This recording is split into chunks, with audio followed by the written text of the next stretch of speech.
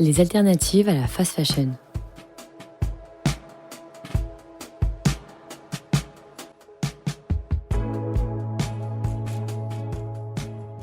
Épisode 2.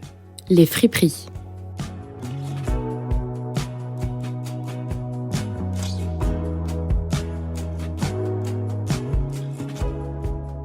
Pour continuer d'illustrer ces alternatives à la fast fashion, intéressons-nous aujourd'hui aux friperies.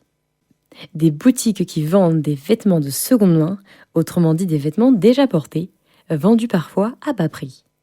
Une pratique de plus en plus tendance en France. Claire Marchandeau, gérante et conseillère au sein de Fripe for Child, a ouvert depuis le 1er avril 2023 dans le centre de Pornic sa friperie. Elle nous parle de son concept qui se focalise sur la seconde main pour enfants.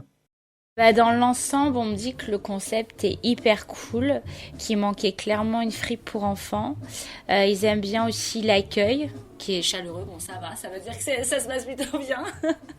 Et voilà, c'est le concept un peu de fouiner. Bon, ça reste quand même organisé. Chaque partie a les catégories pour enfants, mais ils aiment bien l'ambiance, les produits qu'ils trouvent peu chers avec une super qualité. Et puis c'est le côté où ils trouvent facilement des choses qu'ils vont pas forcément trouver dans une boutique et au niveau prix c'est hyper attractif et ils aiment bien l'esprit quoi. Et puis c'est vrai que même les enfants clairement dans leur esprit pour eux c'est trop bien, ça reste des vêtements et ils aiment bien l'esprit quoi. Ils dansent même quand il y a une super playlist, ils font la marelle en plein milieu de la boutique, donc c'est l'esprit convivial quoi. Je pense qu'au bout d'un moment, les grosses chaînes qu'on appelle la fast fashion, c'est-à-dire Zara, H&M, Bershka, là, au jour d'aujourd'hui, je pense que ça marche au corps, parce que c'est vrai qu'il faut le dire, il y a toujours des petits basiques qui sont hyper cool, pas chers, pratiques à acheter, mais je pense que ça va s'arrêter au bout d'un moment. Je pense d'ici, allez, même pas 5 ans, dans 4 ans, ça va commencer à supprimer même certaines marques qu'on voit de la grande distribution, c'est en train de partir. Il y a des grosses enseignes qui rachètent ou même qui rachètent l'entreprise et qui revendent dans les petits stocks, comme le principe de Nose en fait, qui rachète plein de trucs et il y a des super pépites comme Vero Moda, comme du vin, comme des jouets et en fait clairement je pense que la friperie va se développer de plus en plus en France. Déjà à l'étranger on est beaucoup plus avancé. En Amérique c'est dans l'air du temps, côté plus San Francisco ou autre. À Londres clairement, il n'y a rien à dire. En Australie, c'est pas mal développé, mais c'est vrai que je trouve que c'est en train de prendre une belle ampleur et je pense que clairement, c'est le monde de demain, dont le upcycling aussi. La fripe, avant, ça pouvait avoir un côté un peu cheap, un peu plus, on va dire, pour le côté un peu pauvre, un peu sale, et ça s'est vachement démocratisé. Il faut savoir qu'en fripe, même si ça arrive en ballot, la plupart des vêtements sont déjà nettoyés. Après, dans la friperie, il y a du seconde main, mais qui a été porté très peu de fois, où il y a des fois, ça est quasiment neuf. Donc du coup, s'il y a des petites choses défectueuses, des petits trucs, on négocie avec la personne, mais c'est aussi le côté de la friperie. Après, ça dépend des friperies, ça dépend comment c'est organisé. Moi, pour la part, mes vêtements, ils sont déjà nettoyés. Quand je vois que j'ai des vêtements un petit peu sales, je les nettoie derrière chez moi. Mais ça dépend vraiment de l'organisation et comment est la friperie. Donc je pense faut dépasser les jugements et puis maintenant la friperie c'est dans l'air du temps. Et puis je trouve que c'est plus intéressant d'acheter des pièces à des prix peu chers où il y a une histoire derrière, où on est sûr que la personne n'aura pas la même pièce que nous et plutôt payer un produit, une blinde et c'est fait en Chine quoi. Majoritairement, je m'achète en fripe. Après, je dis aussi la vérité, ça m'arrive comme tout le monde d'acheter des petits basiques dans ce qu'on appelle la fast fashion. Et après, j'aime bien aussi acheter parfois des produits plus chers de petits créateurs, même au niveau bijoux. Mais d'où le côté aussi, je préfère parfois payer plus cher, mais au moins c'est une création française, c'est fait en France. J'essaye de parfois dépenser moins dans la fast fashion et préférer prendre plus mon temps à acheter des belles pièces. Et après, forcément la fripe, j'adore parce qu'il y a des super pièces que je trouverais jamais dans la grande distribution, quoi. Et puis honnêtement, maintenant la mode dans la grande distribution, la fast fashion, c'est devenu monsieur et madame tout le monde. Il y a moins d'innovation, les pièces je les trouve moins tendance. Ouais, c'est moins vivant qu'avant, quoi. Je me suis rendue à l'entrepôt de Jérémy Dupuis, gérant de la boutique Free Pin Shop, ouvert depuis 2010 à Nantes et plus récemment à Pornic, Saint-Nazaire et maintenant en e-shop. Mais alors, comment sont choisis les vêtements proposés à la vente ? Ma priorité en fait dans les choix, c'est d'essayer de capter ce que va vouloir la clientèle dans les 3 prochains mois ou 6 prochains mois qui précèdent mes achats et mes commandes.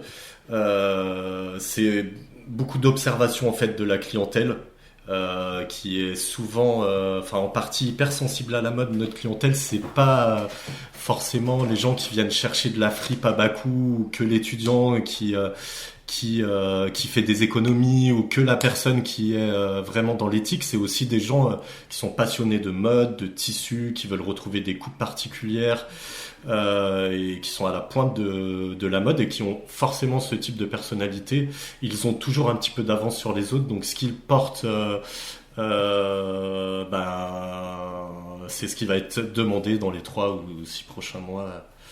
Donc j'essaye de cibler ça. Après, je fais aussi en fonction des prix pour pouvoir rester dans des prix corrects. Alors les produits qu'on trouve en fripe, ils sont désinfectés en fait. Il y a des normes européennes qui sont respectées par la plupart des fripes parce que de toute façon tout ce qui est importé doit passer les douanes et avec ses certificats. Donc il n'y a aucun risque d'attraper une bactérie, pas plus que d'aller essayer un jean chez Kiabi qui a été essayé par 100 clients avant que vous l'achetiez, ce qu'on vous vend en neuf en fait est en réalité, si on regarde bien et si on réfléchit bien, vendu d'occasion puisqu'il a été essayé par des gens qui, à leur sortie de leur boulot, où ils ont transpiré, ils essayent le produit, il y a 100 personnes qui passent dedans avant que vous l'achetiez. Donc en fait, acheter en fripe, il n'y a pas vraiment de différence que d'acheter en neuf. Et l'avantage de la friperie, le gros avantage pour moi, c'est qu'on peut avoir sa propre identité parce qu'il y a plein de styles différents. C'est comme rentrer dans un multimarque, mais qui serait dans le multi-style aussi parce qu'il y a des fringues sport, il y a des fringues couture, et ça part un peu dans tous les sens. Tout le monde peut, on peut trouver tous les looks en friperie, vraiment toutes les matières, tous les tissus dans des décennies différentes. Et surtout, on achète des pièces qui sont devenues uniques ou quasiment uniques. Et c'est le gros avantage de pouvoir se démarquer des autres. Même sans le toucher, en fait, on voit tout de suite la différence en un seul regard. Moi, je suis capable maintenant, en fait, au bout de 14 ans, à déballer des centaines et centaines de ballots, ou alors d'aller fouiller même dans tous mes débuts dans certaines assos et tout ça, y passer des journées entières.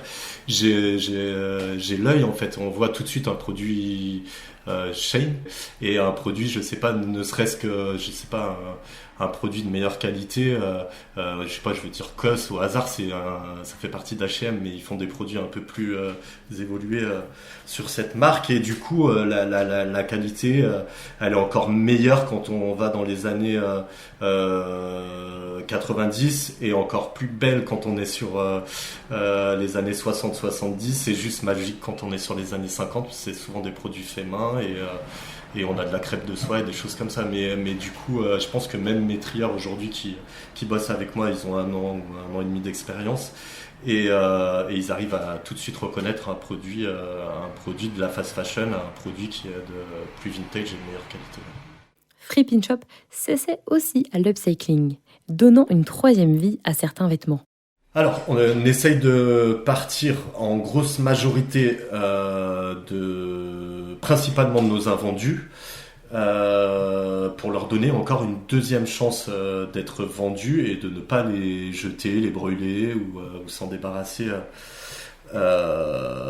Du coup, on les réutilise. Je donne un exemple. J'ai stocké pendant ces 14 années des jeans en très grande taille Levi's qui étaient clairement invendables en boutique. On pouvait pas charger nos rayons que de taille 48 américaine.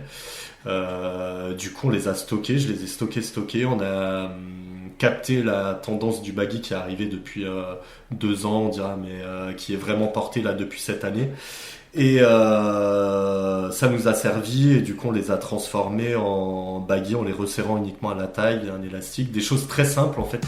Sylvie, gérante du dépôt-vente Le Troc en Folie en face du Lidl à Pornic, a ouvert depuis maintenant plus de 20 ans. Elle a fait le choix de vendre exclusivement des vêtements de marques connues.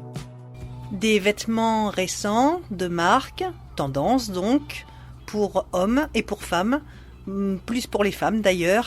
Des accessoires également, de la maroquinerie, des sacs à main, ceintures, foulards, bijoux, de la lingerie, pour rendre nos achats plus responsables et plus fun aussi, pour redonner une nouvelle vie justement aux vêtements qui ont déjà été portés et dont on se lasse, pour rendre les marques de luxe plus accessibles à tous, justement. Si j'ai bien travaillé, vous ne verrez pas la différence, car cela fait 29 ans que je sélectionne furieusement les articles, et mes clientes sont elles aussi très ravies.